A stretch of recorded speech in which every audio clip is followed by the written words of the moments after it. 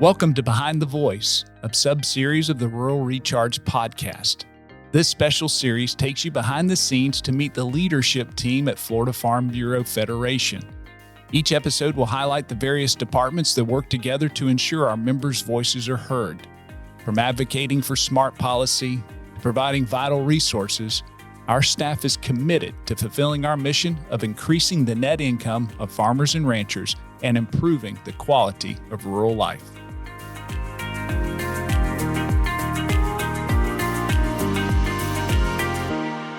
Well, welcome to our sub-series today of the Rural Recharge podcast. We're actually going to be interviewing some of our staff and their roles and responsibilities at the Florida Farm Bureau. Our guests today joining us are Mrs. Staci Sims and Mrs. Liza Bradford.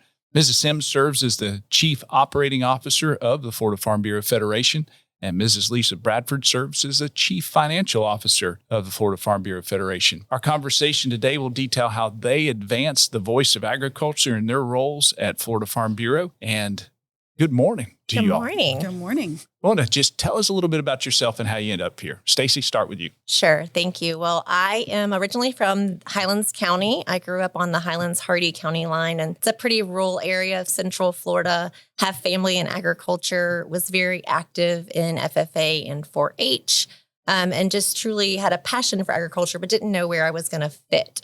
I came to UF because I knew I wanted to have a degree in agriculture. I had set up to become an ag educator. And it was actually my county extension director who said, I think you really need to consider agricultural law. Had no idea what that was, but there was an ag law minor at the university. And so as part of my degree program, I set out to get a minor in agricultural law.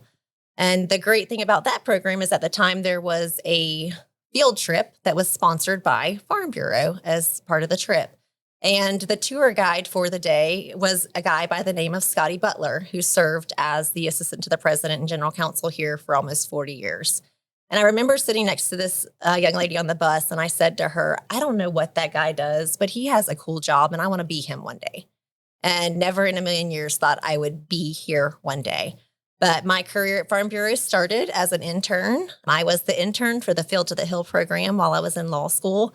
Then was able to come back in a director role, serving as the Director of Government and Community Affairs for about 4 years, and then eventually serving as General Counsel and currently serving as the Chief Operating Officer. Very good. Lisa, how about you? Well, my journey to Farm Bureau is very different. Like many Americans, my family is many generations removed from the farm. I grew up in the Lower East Side of Manhattan, and my first exposure to a farm was after college. And I had a friend who brought me to her family's dairy in St. Albans, Vermont. I graduated from St. Michael's College.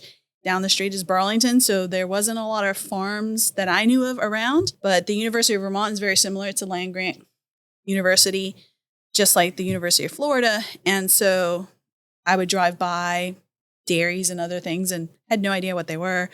And then it wasn't really until I came to Florida Farm Bureau and started working here that I gained an appreciation for what agriculture is and how our farmers impact our daily lives and make it much more comfortable. I've always been in an accounting department, and you generally don't think of an accountant as really having that much interaction with our members, but I have the unique opportunity to talk to many of our county farm bureaus and have the opportunity to travel to their operations and was exposed to the diversity of agriculture in Florida. Well, thank you. And thank you for that. Both of your introductions. It's nice to have you and on this podcast. But a lot of people are familiar with Farm Bureau. They're familiar, especially in the state, that we have 60 county farm bureaus. We're a grassroots organization that worked its way up. And then into Florida Farm Bureau. And then Florida Farm Bureau is a member of the American Farm Bureau Federation that has 51 state members plus Puerto Rico in that 51, which makes us very, very unique. We work from the grassroots, from the ground up. But today we want to look a little bit into your jobs, your roles, what's happening there, how that structure is more elaborate in regard to Florida Farm Bureau and the Federation. So tell us a little bit about your structure, what you do in regard to serving our members at Florida Farm Bureau. Staci? So I have the distinct privilege and honor to oversee our federation side of the operations and truly our not-for-profit side. I really get to work closely with our staff team as well as the state board in implementing and advancing the mission, the vision, and our programs throughout the state. I work closely with the bylaws of all of our organizations and overseeing the amendment of those processes. And also, I'm able to provide legal counsel as needed. Tell us a little bit about that, though, in regard to structure. What are those divisions, departments that you oversee? Sure, absolutely. So I actually oversee our Senior Director of Policy and Outreach, who oversees our Public Relations Department, as well as our Ag Policy Department and our Government and Community Affairs Department. I have the opportunity to work closely with our Tallahassee office, which includes our State Legislative Affairs team and our National Legislative Affairs team. I also work closely with our Field Services Division, working with both the membership team as well as all of our field services representatives from across the state. Very good. Lisa, what do you do? So I oversee the administrative side of the organization when it comes to the finances. So I provide oversight over our tangible and non-tangible assets. I administer our financial policies, review financial statements, maintain our investments, and just make sure that the organization has the funding that it needs to continue to work towards the mission and to be able to, towards a mission and be able to advocate for farmers and ranchers as well as our programs. We have two different divisions within our accounting department. We have our corporate structure, which is the ones who really do what I just mentioned. And then we have our county services division that works really closely with our 60 county farm bureaus. And with our county farm bureaus, we provide training, we help them with budgeting, financial reviews, and maintaining our tax exempt status.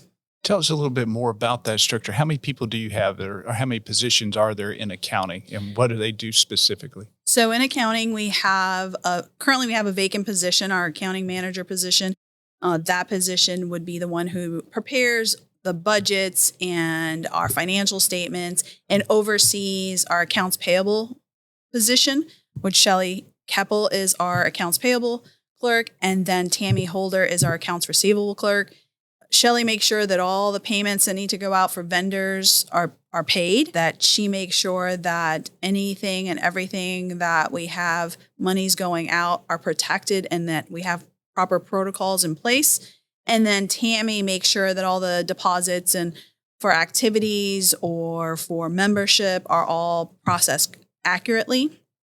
And then we have Wendy Bryant, who is our county services manager, and she works closely with all 60 county farm bureau bookkeepers, their staff. Sometimes she also works with the volunteers. Some of our county farm bureaus have a different structure, so she may work more closely with the treasurers in a particular county versus in another county she might work with their admin assistant. Very good. Staci, how many do you oversee then? I mean, you mentioned those particular departments. How many would you oversee? That is a fantastic question. We can tell you there's the 51 positions amongst all of our organizations. We have 4: Florida Farm Bureau Federation, Agriculture, Education Services, and Technology, our Florida Agriculture Marketing Association, and then our enterprises, Florida Farm Bureau Enterprises. There's 51 positions amongst all 4 of those. Majority of the staff reporting to Staci, but she and I work really closely together. She works, and oversees our field services division, but it kind of crosses when we have to deal with county issues and our tax exempt status and IRS audits and things like that. It's interesting because I think a lot of people may not necessarily understand the structure, how many people are employed at Florida Farm Bureau and what they do. And that's why we're doing this sub-series, is to be able to help folks get a little better glimpse of what's going on. And Staci mentioned it in your overview of what you do, is that you're overseeing the not-for-profit side. But Florida Farm Bureau has a for-profit side as well. All of that accounting is done by Lisa and your team. And yet there's some things that people may not necessarily be privy to or knowledgeable of. Let's go back and just talk about your roles and daily responsibilities and duties, and what do you enjoy about it, and how does that tied to our mission. And that mission is so important because that's what we're here for. We're here, Florida Farm Bureau exists to increase the net income of farmers and ranchers and to improve the quality of rural life. Tell us a little bit how you might perceive that actually engages you personally in your job and role and how that accomplishes that mission. When I was given the opportunity to serve as the chief operating officer, I really think that my core responsibility is to serve others and to take care of our team. When I can take care of our staff and they can become the experts in those areas that really truly benefit our farmers and ranchers and ensure their profitability and ensure they're able to continue down the road of success, that's success to me, is that when I'm able to serve our team in a way that they can then in turn serve our farmers and ranchers. Absolutely. Lisa? And for us as being the administrative arm, it's really truly making sure that we're protecting the assets of the organization so that we have the funding available to be able to work on those programs, work on the advocacy, and help, move that mission forward. Absolutely. One of the questions that we had prior to this coming into today is, what is your philosophy on leadership for Florida Farm Bureau, and how does your position serve in that regard? We've talked about some of that. Is there anything you'd like to add to that in regard to leadership? No, I think I've said it. I think it's service over self. And it's something that I've learned and has been instilled in me from my parents. I think it definitely came from my mom and dad and watching them and how they've served others. It's something I see in my husband as a first responder, and we're able to instill that in our children. And now seeing my kids do that, I just think that's the icing on the cake. And so being able to just serve our team in a way that allows them to serve and really truly seeing that our team is full of servant leaders and full of individuals who are just willing to pick up the phone and say, yes, how can I help you? There's never a time I've seen a staff member say, no, I'm not willing to at least try. They're always willing to serve our membership, to serve Florida's farmers and ranchers.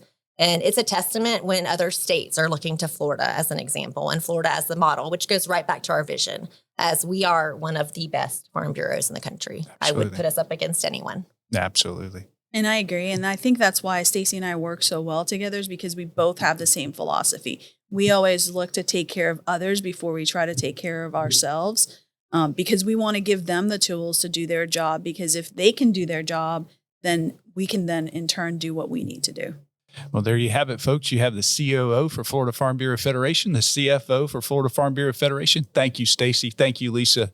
It's really exciting for what you do, and look forward to a successful podcast. Thank you. Thank you. Thank you so much for supporting the Rural Recharge podcast. We hope that you are enjoying these conversations brought to you by farmers for your benefit. While you're here, please consider giving us a rating or a review. It really does help us to continue to share the stories of our Florida farm families and the important impact they have on your community. Thank you, and have a great day.